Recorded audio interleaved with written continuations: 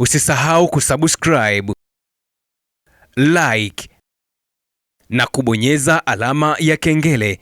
Asante. Bana, ni breaking news ama habari mpya za hivi punde kutokea Mashariki ya Kati, vita vya Iran na Marekani. Bila shaka umekuwa karibu sana na taarifa mbalimbali ambazo zimekuwa zikukufikia popote pale ulipo kupitia Iuhoma TV. Habari za hivi punde ni juu ya taarifa ya Jeshi la Walinzi wa Mapinduzi ya Kiislamu na maanisha IRGC, taarifa iliyotoa hivi punde kupitia taarifa kwa umma ikitolewa na jeshi la IRGC kupitia msemaji wake Bwana Ibrahim Zulfaghari kutokea makao makuu ya Al-Hatam Al-Anbiya. Bwana Ibrahim Zulfaghari ametoa taarifa akielezea mashambulizi mbalimbali ya jeshi la Irani katika maeneo nyeti na muhimu sana kwa taifa la Marekani na Israel, lakini pia na washirika wa karibu kule Mashariki ya Kati. Taarifa inaeleza kwamba katika muda wa saa 12 hadi 24 Irani imetekeleza shambulizi kubwa kabisa la kuangamiza katika kambi ya kijeshi, kambi shirikishi baina ya taifa la Falme za Kiarabu na maanisha UAE, yani United Arab Emirates. Ibrahim Zulfaghari anasema jeshi la Irani limetekeleza shambulizi hilo likisambaratisha vifaa mbalimbali vya kijeshi ndani ya kambi hiyo, lakini pia likiua watu takriban 25 ndani ya saa moja katika eneo hilo la kambi ya kijeshi shirikishi baina ya Marekani na Falme za Kiarabu, yani UAE. Mtazamaji, shambulizi la Jeshi la Walinzi wa Mapinduzi ya Kiislamu IRGC linakuja kufuatia mashambulizi mbalimbali na operesheni za Iran katika mashambulizi ya kulipiza kisasi dhidi ya uvamizi wa Marekani na Israel, ambapo kwa siku za hivi karibuni mashambulizi yamekuwa makali zaidi kwa mataifa hayo mawili yenye uhasimu katika vita hivi vya mapema Februari 28 mwaka 2026, ambapo Marekani imeripotiwa kupata anguko kubwa sana baada ya mashambulizi makali na makubwa sana ya jeshi la Irani IRGC yaliyofanikiwa katika maeneo mbalimbali, ikiwemo kudungua ndege vita za Marekani, lakini pia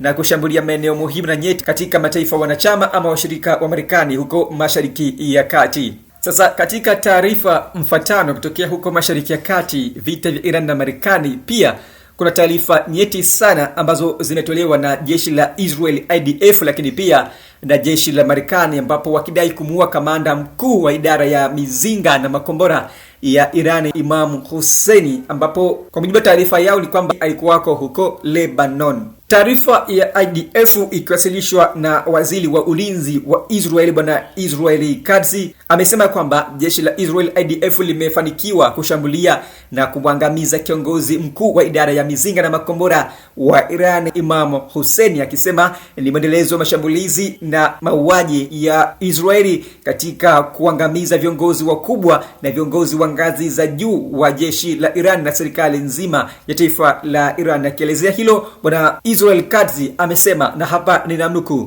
משטר הטרור באיראן ממשיך לשגר טילים לעבר העורף הישראלי. Tutawaangamiza, tutawaua vibaya, tutawawinda moja baada ya mwingine mpaka wote waishe. Hii ni operesheni na mwendelezo wa operesheni zetu zinazoendelea katika anga la Irani. Kufuatia hili, si kwa bahati mbaya, tuliwaonya wa Irani juu ya mashambulizi yake makubwa ambayo ameendeleza kuyafanya kwa wana wa Israeli. Kama mnakumbuka vyema, Irani iliangamiza makazi ya raia, iliangamiza wa Israeli wengi sana katika mashambulizi yake mbalimbali ya kigaidi nchini mwetu.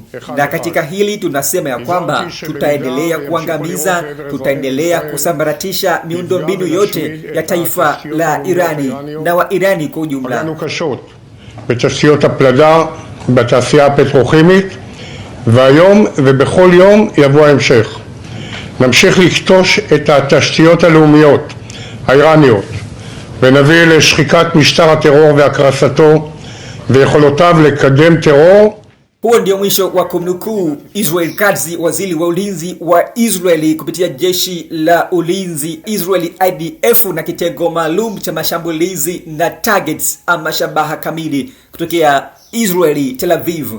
Sasa katika taarifa hiyo ya jeshi la Israeli IDF kupitia waziri wa ulinzi bwana Israel Katz imeendelea kueleza ya kwamba katika shambulizi hilo la mapema kuamkia siku ya leo Jumatatu, na maanisha usiku wa Jumapili, ni shambulio la anga lililopigwa katika makao makuu ya kituo cha mizinga na udhibiti wa moto, ambapo taarifa la shirika la habari kutokea nchini Iran Times, lakini pia na Mahir News yamearifu kwa pamoja yakinukuu taarifa kutokea jeshi la Israeli IDF likisema kwamba mbali na kamanda mkuu wa kikosi cha mizinga, pia shambulizi hilo limeweza kuangamiza makamanda kadhaa wa jeshi la IRGC nchini Iran. Miongoni mwa makamanda ambao wameuawa pamoja na kiongozi mkuu wa kikosi cha mizinga Imam Hussein ni pamoja na wasaidizi wake wa karibu akiwemo Yahya Hussein pamoja na Melhem, ambapo kwa mujibu wa jeshi la Israel IDF limesema kwamba kiongozi huyo mkuu alihusika moja kwa moja katika upanuzi wa silaha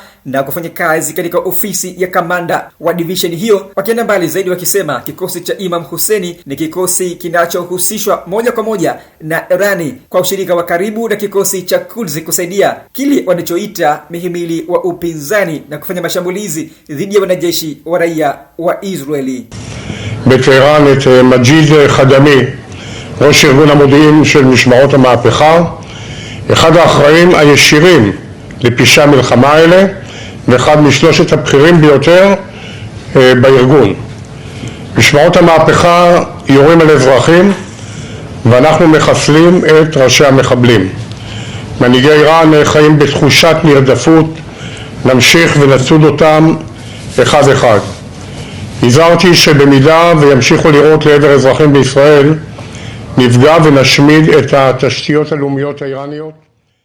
Aidha, taarifa za awali kutokea Israeli, waziri mkuu wa Israeli bwana Benjamin Netanyahu alitoa taarifa ya kwamba jeshi la Israeli IDF limefanikiwa pia kumuua kamanda mkuu wa kikosi cha Quds kitengo cha 840 kutokea nchini Iran, ambapo waziri mkuu Benjamin Netanyahu amesema pia Israeli ilimuua kamanda mkuu Asghar Bakri maarufu kama Yazdan Mir, akisema mkuu wa kikosi hiko cha 840 katika kikosi cha IRGC Quds cha Iran, ikiwa ni katika shambulizi alilosema limefanywa katika operesheni moja usiku kulingana na taarifa yake. Netanyahu amesema Bakri alikuwa amehusika moja kwa moja na mashambulizi yaliyowalenga Wayahudi na Waisraeli kote ulimwenguni. Pia amesema Israeli imemuua Majidi Hademi, mkuu wa ujasusi wa IRGC, akimtaja kama mwandamizi ambaye hivi karibuni alichukua wadhifa huo baada ya mtangulizi wake kuuawa. Katika kauli yake, waziri mkuu wa Israeli Benjamin Netanyahu amesema, na hapa ninamnukuu, yeyote anayechukua hatua ya kuua raia wetu, yeyote anayetekeleza ugaidi dhidi ya taifa la Israeli, yeyote anayejenga mhimili wa uovu wa Iran, anawajibika moja kwa moja kwa damu yake mwenyewe. Jeshi la Israeli IDF na vitengo mbalimbali vya kijasusi ikiwemo Mossad vitaendelea kufanya kazi kubwa na nguvu kubwa kwa azimio la pamoja katika pande zote hadi vitisho vitakapoondolewa na malengo ya vita yatimizwe kamili. Mtazamaji, haya yote yanajiri wakati mzozo wa Iran na Marekani umezidi kuchukua sura mpya kila kukicha. Mashambulizi yakirindimishwa katika anga la Mashariki ya Kati,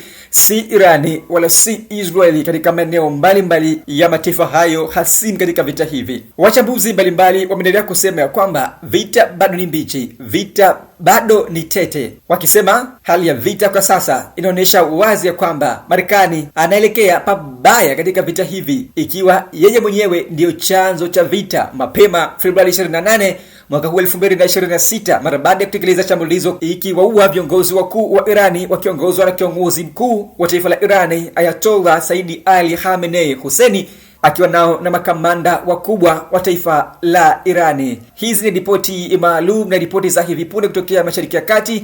Mimi ni chifu mkuu wa Itifaki. Endelea kusubscribe na kusaidia na sisi kwa huduma matangazo. Tucheki pale Instagram, andika @afis_official ili tuweze kwenda sambamba na kupata huduma bora za matangazo kupitia Yuhoma TV na kufikia umma ama watu lukuki. Hadi wakati mwingine, bye bye kwa hivi sasa. Usisahau kusubscribe, like na kubonyeza alama ya kengele. Asante.